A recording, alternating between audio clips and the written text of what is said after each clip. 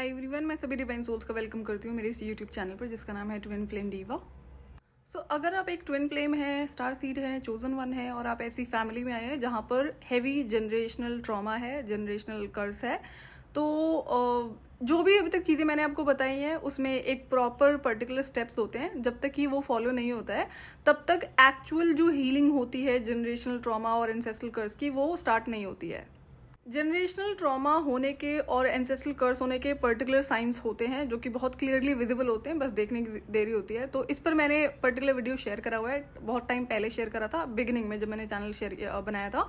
तो अगर आप मेरे चैनल पर नए हैं तो आप उस पर्टिकुलर वीडियो को ज़रूर देख सकते हैं, सो दैट आपको इधर उधर भटकने की ज़रूरत नहीं पड़ेगी कि ये चीज़ आपकी फैमिली में है या नहीं है। ये बहुत क्लियरली विजिबल होता है।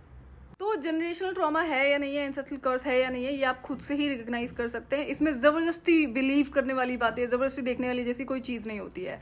सिर्फ जो साइंस मैंने शेयर करे हुए वो इनफ होते हैं आपको इन चीज़ों को रिकग्नाइज करने के लिए। अब ये होता है कि उसमें कुछ पर्टिकुलर चीज़ें मैंने आपसे शेयर करी हुई हैं जो पैटर्न्स के रूप में आप इसे ईजिली रिकग्नाइज कर सकते हो। पैटर्न्स आपको अपनी करंट फैमिली में देखने को मिलते हैं और जो आपके रिलेटिव्स हैं और जो रिलेटिव्स में जो भी आपकी जनरेशन है, जहाँ तक आप जानते हैं लोगों को, वहाँ तक ये पैटर्न्स जितना आप चेक करोगे आपको पैटर्न्स में ये साइंस ज़रूर मिलेंगे। जब मैंने इस हीलिंग को शुरू किया था तो जो पैटर्न्स थे एंसेस्ट्रल कर्स के वो बहुत क्लियरली विजिबल थे करंट जनरेशन में, लेकिन जब मैं डेप्थ में जाती हूँ, पूछना शुरू करती हूँ और जो भी पैटर्न्स थे नॉर्मली पूछा था, जो एजड लोग हैं अभी भी फैमिली में जो हमारे विलेज में हैं, तो फिर वहाँ से वो चीज़ें निकल के आती हैं कि जो जिन्हें पता था पिछली पीढ़ी का जो चीज़ें बताई गई होंगी कि हाँ ये चीज़ें एग्जिस्ट करती थी। तो इस तरह से काफ़ी डीप रिसर्च मैंने करा था, तो इसलिए पता है कि एंसेस्ट्रल कर्स की जनरेशनल ट्रॉमा के जो साइंस होते हैं वो बहुत क्लियर होते हैं। तो अगर आपको पिछली पीढ़ी का कुछ नहीं भी पता चल रहा है तो ज़्यादा परेशान होने की ज़रूरत नहीं है। आप करंट फैमिली में देख लोगे, करंट जनरेशन में देखोगे तो ये साइंस आपको बहुत क्लियरली विजिबल हो जाएंगे।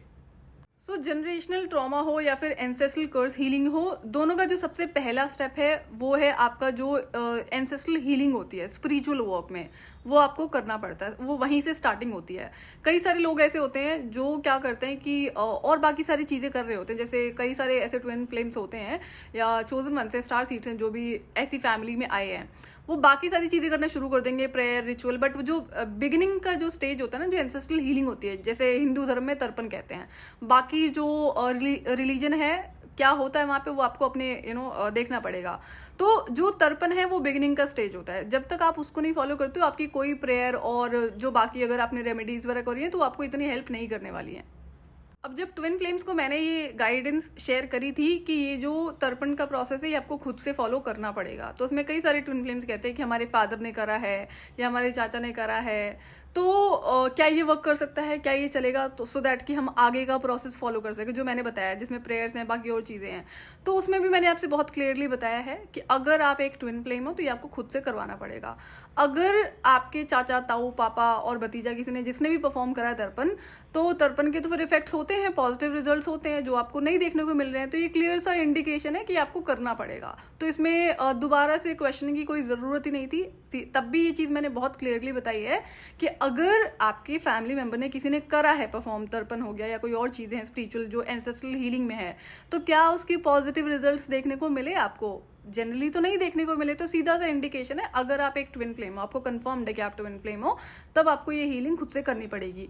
कैसे करनी है, कैसे आपको जो पंडित होते हैं उनकी हेल्प से करनी है या फिर करवानी है पूजा, इस पर मैं डिटेल में आपसे वीडियो शेयर कर चुकी हूँ। सो अगर आप मेरे चैनल पर नए हैं तो एंसेस्ट्रल हीलिंग पर जितने भी वीडियोज मैंने शेयर करे वो आपके लिए मैंडेटरी हैं सुनना। तो जब बात एंसेस्ट्रल कर्स को हील करने की आती है तो यहाँ पर क्या होता है कि पहले तो काफ़ी डीप लेवल का, एडवांस लेवल का जो स्पिरिचुअल वर्क है वो रिक्वायर्ड होता है। अब एडवांस लेवल के स्पिरिचुअल वर्क से ये बिल्कुल भी मतलब नहीं है कि आपको बहुत सारी टफ चीज़ें करनी पड़ेंगी, बिल्कुल भी ऐसा नहीं। मैंने तो नहीं करा, मुझे तो नहीं करना पड़ा। तो आसान सी टेक्निक्स हैं, ईजी टेक्निक्स है, लेकिन करनी आपको खुद ही पड़ेगी। आपको अगर ये लगता है कि कोई और आपके बिहाफ पे कर सकता है तो मेरी तरफ से गाइडेंस है, प्लीज़ जाके करवाओ, एटलीस्ट एक्सपेरिमेंट करो and then look at the results. मिलते हैं तो ठीक है, नहीं तो फिर आपको पता है कि आपको क्या करना है, जो स्टेप बाय स्टेप गाइडेंस दिए उसको फिर आप फॉलो कर सकते हैं। मैं आपसे कभी नहीं कहती हूँ कि आपको जो मैंने बता दिया वही करना है, सिर्फ वही करने से होगा, या मैं ही सबसे बड़ी गाइड हूँ जो मैं बता रही हूँ यही होगा, तो ऐसे वाला तो कोई सीन है नहीं। तो जो बताया है वो आपकी इच्छा है, अपना ओपन माइंड रखा करो। कोई भी चीज़ें फोर्सफुल नहीं होती है स्पिरिचुअलिटी में। जो चीज़ें आपने करी हैं आपको हेल्प कर रही तो बहुत अच्छी बात है, नहीं करी तो फिर अब जो भी गाइडेंस मैंने आपसे शेयर करी आप उसको फॉलो कर लो। जनरेशनल ट्रॉमा को हील करने की बात हो या फिर एंसेस्ट्रल कर्स को ब्रेक करने की बात हो, हील करने की बात हो, तो इसका कोई शॉर्टकट नहीं होता है। सबसे पहली बात ये ध्यान रखनी होती है, स्पिरिचुअल वर्क में आपको जो भी रिक्वायर्ड है एंसेस्ट्रल कर्स को हील करने के लिए, जनरेशनल ट्रॉमा को ब्रेक करने के लिए, उस पर मैं आपसे step by step he guidance follow कर रही हूँ। तो जितनी चीज़ें मैंने आपसे अभी तक बताई हैं स्पिरिचुअल प्रैक्टिसेस में, चाहे वो आपका स्पिरिचुअल प्रोटेक्शन के लिए हो, क्लेंजिंग के लिए हो, या और जो चीज़ें बताई हैं प्रेयर्स एंड रिचुअल्स, वो सारे इसी एंसेस्ट्रल कर्स हीलिंग के पार्ट का पार्ट है। तो जो स्टेप बाय स्टेप चीज़ें बतानी होती है, मैं अकॉर्डिंगली ही आपसे इन्फॉर्मेशन शेयर कर रही हूँ। एक साथ इन्फॉर्मेशन ना तो शेयर करी जा सकती है और ना ही आप कर पाओगे। अभी तक जितनी चीज़ें बताई गई हैं लोग वही नहीं कर पाए हैं। तो एंसेस्ट्रल कर्स कोई आसान चीज़ नहीं होती है हील करना, इस बात का ध्यान रहे। ये डिफिकल्ट प्रोसेस होता है, लेकिन मेरा ये था कि भाई मैं ट्विन फ्लेम हूँ, मैं चोजन वन हूँ, और तो बाकी जो पावर्स है स्पिरिचुअल पावर्स उनका पता था। तो ये था कि ये जो इतनी बड़ी रिस्पॉन्सिबिलिटी है ये किसी रीज़न से दी गई है। बाद में मैं जब इन चीज़ों को स्टडी करती हूँ तो मुझे बहुत हंसी आती है कि कितना एक्चुअली में अगर देखा जाएगा ना तो ये आसान है, लेकिन जैसा कि जो लोग 3D मैट्रिक्स का पार्ट होते हैं उनके लिए बहुत ज़्यादा डिफिकल्ट हो जाता है। अब मैट्रिक्स को क्या मुझ पर थोपने की कोशिश नहीं करी गई है, बहुत करी गई है, बट मैंने इस चीज़ को होने नहीं दिया। तो जितने लोगों ने एंसेस्ट्रल जो कर्स अगर कहीं पर है या फिर जनरेशनल ट्रॉमा है, तो उसका जो बिगिनिंग वाला जो स्टेज है वो है आपका जो तर्पण का प्रोसेस है। ये अगर आप कर चुके हैं तो वहाँ से अब आपकी हीलिंग का जो फर्दर प्रोसेस होता है वो ऑलरेडी शुरू हो चुका है। इसमें मैं अभी तक आपसे कई सारे प्रेयर्स, रिचुअल्स और रेमेडीज, सारी जो भी चीज़ें शेयर करी हैं ये आपको करनी पड़ेंगी। तो आपको पता होना चाहिए कि आप बढ़ रहे हो आगे इस एंसेस्ट्रल कर्स हीलिंग की तरफ ही। अब जैसे कि स्टेप बाय स्टेप चीज़ें आपको फॉलो करनी होती है, इसको हम स्केप नहीं कर सकते, तो मैं अकॉर्डिंगली शेयर कर रही हूँ। जैसे जैसे बताया वैसे वैसे आप इसे कर सकते हैं। जैसे कि पहला नंबर 1 इसमें आता है जनरेशनल कर्स को हील करने में आपका स्पिरिचुअल प्रोटेक्शन। अब एडवांस लेवल का जो स्पिरिचुअल वर्क होता है ना, इसमें आप वो सीखते हो जहाँ पर आप हर तरह के स्पिरिचुअल अटैक से खुद को प्रोटेक्ट करने में सक्षम हो जाते हो। अब ये स्पिरिचुअल अटैक चाहे कोई जो एंटिटी है दूसरी दुनिया की आपके चोजन वन होने की वजह से कर रही है या फिर एंसेस्ट्रल कर्स की वजह से कर रही है। तो मेरे साथ तो ये दोनों चीज़ें हुई थी कि चलो एक चोजन वन होने की वजह से, ट्विन फ्लेम होने की वजह से, लेकिन दूसरा जब एंसेस्ट्रल कर्स लगता है तो वहाँ पर जो डार्क एंटिटीज होती हैं, इविल एंटिटीज होती हैं, वो एग्जिस्ट करती हैं। स्पिरिट फॉर्म में भी टारगेट करती हैं आपको, प्लस में जो फैमिली लाइन में एग्जिस्ट करते हैं वो तो होते ही होते हैं। तो ये डबल चीज़ें हो गई थी, विच इज़ ओके, कोई बात नहीं, कर ही लिया फिर। तो अब क्या होता है, तो यहाँ पर आप ये सीखते हो एडवांस लेवल के स्पिरिचुअल वर्क में कि किसी भी तरह का स्पिरिचुअल अटैक हो उससे आप खुद को बड़ा आसानी से प्रोटेक्ट करने में सक्षम हो जाते हो। और ये वो लेवल होता है जहाँ पर अब आपके अंदर से ना स्पिरिचुअल अटैक का, ब्लैक मैजिक का फियर एकदम खत्म हो चुका होता है। कि खत्म होने का मतलब ये नहीं है कि भाई ये चीज़ें होती नहीं है या हो नहीं रही है, ये है कि अब आपको कोई ये चीज़ टच नहीं कर सकती है। कोई कितने ही बड़ा महान व्यक्ति खुद को क्यों ना समझता हो, ब्लैक मैजिक प्रैक्टिशनर जैसे होते हैं, बहुत सारे ऐसे होते हैं जिनको बहुत अकड़ देखी हुई है मैंने, हम तो ये उखाड़ लेंगे तो वहाँ पे फिर अब आपको पता होता है कि नहीं, अब आपका कोई कुछ नहीं उखाड़ सकता इन टर्म्स ऑफ जो स्पिरिचुअल अटैक्स होते हैं। अब मैं क्यों कहती हूँ कि एंसेस्ट्रल कर्स को हील करना आसान नहीं होता, जनरेशनल ट्रॉमा को आसान नहीं होता है हील करना। आप अगर कभी आपने वो देखा होगा जहाँ पर कुछ ऐसे लोग बैठे हुए जैसे कुछ कथावाचक हैं, है ना, जो आपको तंत्र मंत्र की काट करते हैं, वहाँ पर बहुत भीड़ होती है, मतलब करोड़ों लोगों की भीड़ होती है। और वहाँ पे सबसे ज़्यादा होती हैं फीमेल्स। कौन सी फीमेल्स? जो मैरिड हैं, जो कई बच्चे हैं, उनके काफ़ी एज में हैं और वो इन चीज़ों से गो थ्रू कर रही हैं, जो तंत्र मंत्र होता है, ब्लैक मैजिक होता है, और बड़ी सारी इश्यूज होते हैं एंसेस्ट्रल कर्स की वजह से। तो अब क्या होता है, आप उनकी एज को देखो कि वो कौन सी एज में है और स्टिल भटक रहे हैं। अभी भी वो ये देख रहे हैं कि कोई कुछ ऐसा तावीज़ बना के दे देगा जिससे पूरे उनके काम हो जाएंगे, वो प्रोटेक्टेड रहेंगे। तो यहाँ पे बहुत सारी गलतियाँ होती हैं जो इंसान करते हैं, फिर कभी शेयर करूँगी मैं। तो मैं इसलिए बता रही हूँ कि आप उनकी सोचो। अब आप जिस भी एज में हो, अगर आप ट्विन फ्लेम मुझे सुन रहे हो तो आपको समझ में आना चाहिए कि इतने आसान नहीं होता, एक बहुत बड़ी रिस्पॉन्सिबिलिटी है, लेकिन ये भी बहुत अमेजिंग है। अगर आप एक ट्विन फ्लेम हो तो यहाँ पे जितनी भी चीज़ें आप हील करोगे, धीरे धीरे अपनी पावर्स को एक्टिवेट करते हो या फिर उनको देखना शुरू करते हो, तो ये आपको सारा एग्जैक्टली आप देखोगे कि मिशन में ये सारी चीज़ें रिक्वायर्ड है। तो ये आपकी ट्रेनिंग ही होती है। और डिवाइन चाइल्ड का तो डिवाइन मिशन होता है, और जितने ज़्यादा चैलेंजेस होंगे, जितनी ज़्यादा प्रॉब्लम्स आपको नजर आती है आपकी लाइफ में है, हर तरफ से थ्रो करी जा रही है, तो इसका सीधा सा इंडिकेशन है कि आपका डिवाइन मिशन काफ़ी बड़ा है। सो आई एम श्योर कि ये क्लियर हुआ कि जो एडवांस लेवल की जो मैं स्पिरिचुअल वर्क की बात कर रही हूँ, वहाँ पर आप इन चीज़ों से खुद को कंप्लीटली प्रोटेक्ट करना तो सीख ही जाते हैं। और ये जो ब्लैक मैजिक अटैक होता है या फिर जो एंटिटीज का अटैक होता है, इससे आप फ्री हो जाते हैं कि अब ये बिल्कुल भी फियर के रूप में आपकी लाइफ में एग्जिस्ट नहीं करता है। एंसेस्ट्रल कर्स जब लगता है ना फैमिली में, जनरेशन में, ब्लड लाइन में, और जब जनरेशनल ट्रॉमा होता है तो blood line to blood line बहुत सारे जो पैटर्न्स कंटिन्यू हो रहे होते हैं। जितनी ज़्यादा लंबे टाइम तक ये पैटर्न्स कंटिन्यू होते हैं उतना ज़्यादा डिफिकल्टी होती है पैटर्न को ब्रेक करने में। लेकिन अगर अब आपको पता है कि ये कार्मिक पैटर्न है, आपको टाइम ड्यूरेशन पता है कि ये कार्मिक पैटर्न कितने दिनों तक आप फॉलो करोगे तो ये ब्रेक हो जाएगा। इस पर मैं अभी डिटेल वीडियो शेयर करूंगी आपसे। तो फिर क्या होगा, जब आपको पता है ना कि अभी आप एक सुपर कॉन्शियस लाइफ जी रहे हो कि ये पैटर्न है, इसको ब्रेक करना है और करना है, इसके लिए आप रेडी हो। अपने आप तो ब्रेक नहीं होगा, और ये भी एक्सेप्टेंस है कि कार्मिक पैटर्न को ब्रेक करने में दिक्कत आती है। एंटिटीज के अटैक होते हैं डेफिनेटली, वो ट्रिक्स के थ्रू कभी कोशिश करते हैं आपको उन पैटर्न्स को कंटिन्यू करवा देना या फिर कोई और तरीके अपना लेते हैं। लेकिन आपके पास में पावर होती है इन कार्मिक पैटर्न्स को ब्रेक करने की। यहाँ पर कार्मिक साइकिल्स भी होते हैं जो चल रहे होते हैं कार्मिक पैटर्न्स की वजह से। तो ये जनरेशनल ट्रॉमा एंसेस्ट्रल कर्स हीलिंग का पार्ट होता है। तो आपको समझना है कि अगर हम कोई भी तरह, किसी भी तरह की लाइक प्रेयर कर रहे हैं, रिचुअल कर रहे हैं, वो तो एक दिन का पार्ट है, करा। मे बी आपको 21 डेज करना है, कुछ और लंबे टाइम तक करना है, समझ में आता है। लेकिन जो कार्मिक पैटर्न है ये एक पर्टिकुलर नंबर ऑफ डेज तक आप उस पर कंट्रोल लगाते हो।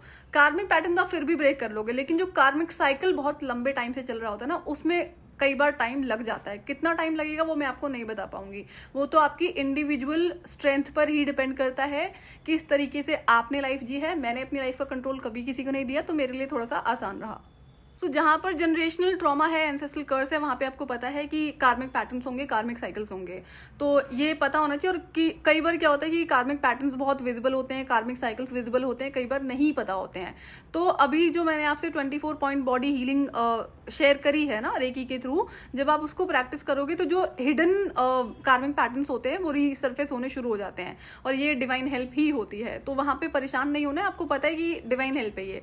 आप इसको रिकॉग्नाइज करोगे तब जाकर आप इसे ब्रेक कर पाओगे। तो ये करना आप ही को होता है।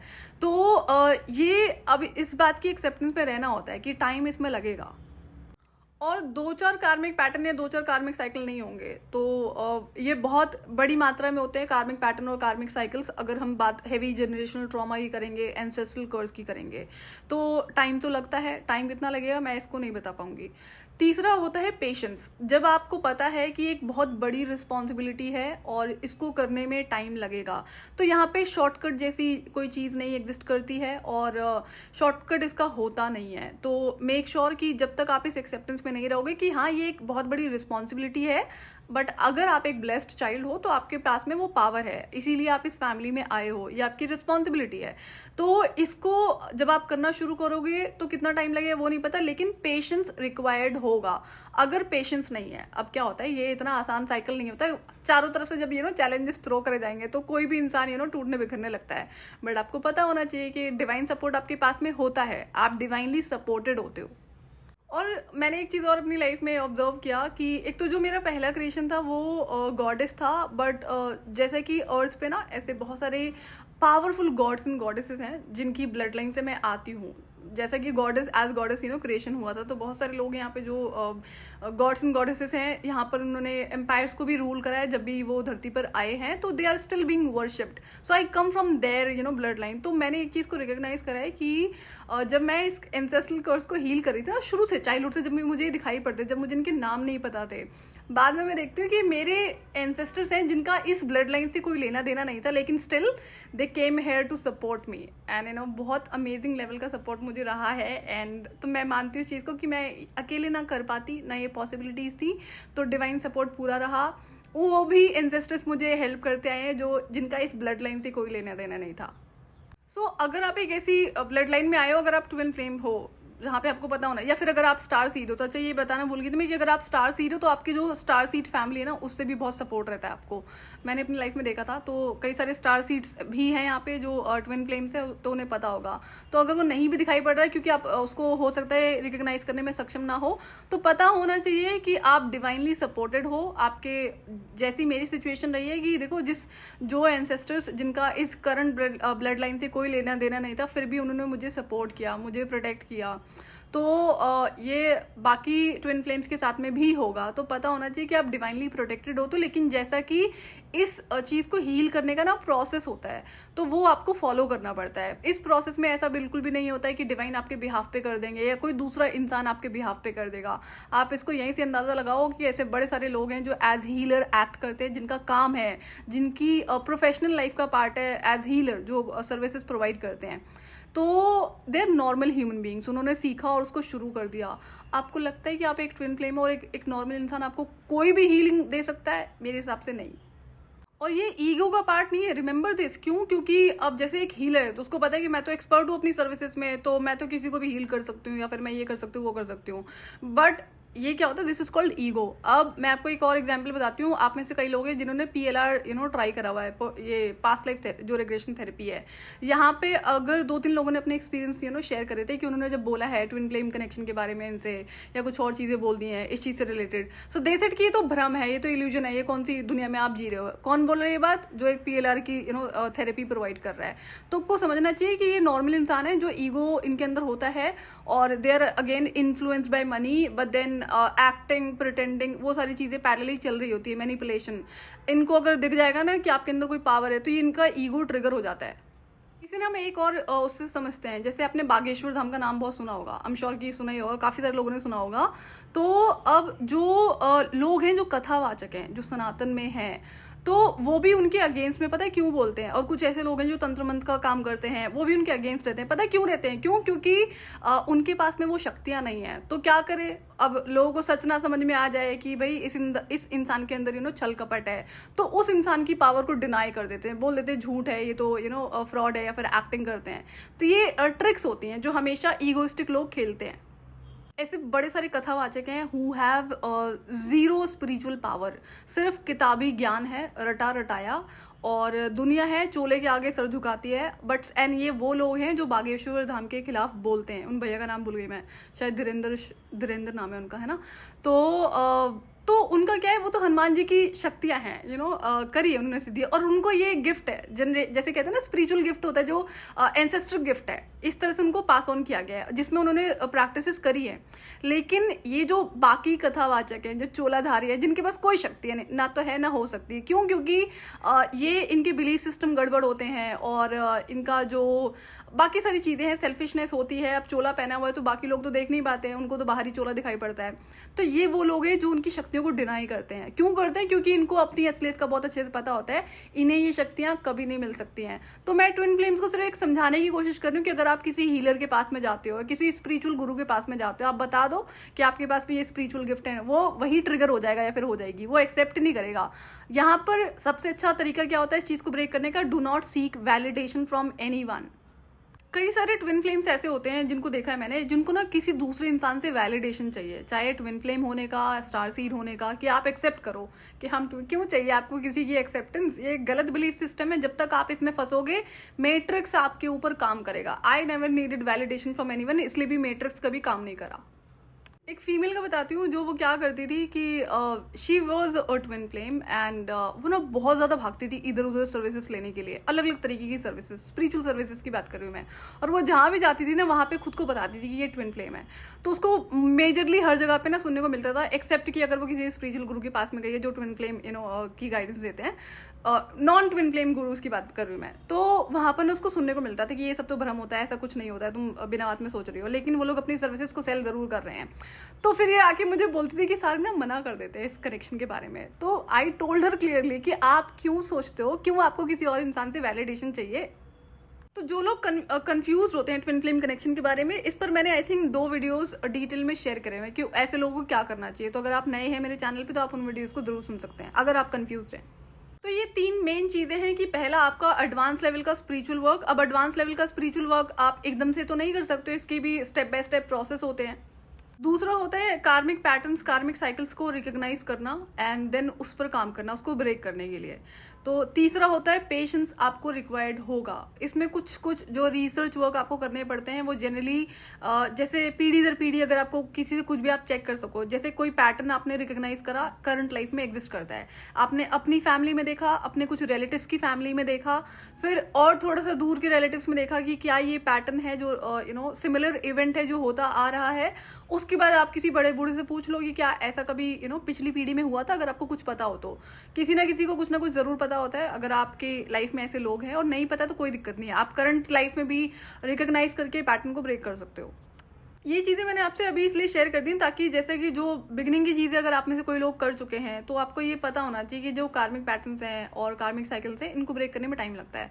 कई सारे इवेंट्स ऐसे होते हैं जिसको मे बी अगर आपने रिकॉग्नाइज भी करा है तो उसमें डिवाइन की तरफ से थोड़े से ज़्यादा चैलेंजेस आपकी लाइफ में थ्रो कर दिए जाते हैं। ये पार्ट ऑफ द प्रोसेस है सो दैट आप उसको ब्रेक करने में सक्षम हो जाओ। ये थोड़े से उल्टे सीधे इवेंट्स हो जाते हैं, कभी शेयर कर दूंगी मैं, बट यू नो कि ये आपकी हेल्प के लिए ही करा जा रहा है। जो बाउंड्रीज आपने तब सेट नहीं करी, जो डिसीजंस आपने तब नहीं लिए, तब ऐसी कुछ कुछ सिचुएशंस क्रिएट कर दी जाती हैं जहां पर आप इन चीज़ों को सीखते हैं। अब आपको पता है कि जनरेशनल ट्रॉमा है, एंसेस्ट्रल कर्स है, तो जितना आप कंप्लेनिंग एनर्जी से दूर रहोगे उतना आपके लिए अच्छा होगा, थोड़ा सा आसान हो जाएगा आपको इस हीलिंग को करना। जितना आप कंप्लेनिंग एनर्जी में रहोगे आप उतना ज़्यादा अपना नुकसान करते हो। आप जो नेगेटिव एनर्जीज होती हैं आपको लोअर वाइब्रेशन में थ्रो करने का सबसे आसान तरीका होता है जो इंसान कंप्लेनिंग एनर्जी में रहता है।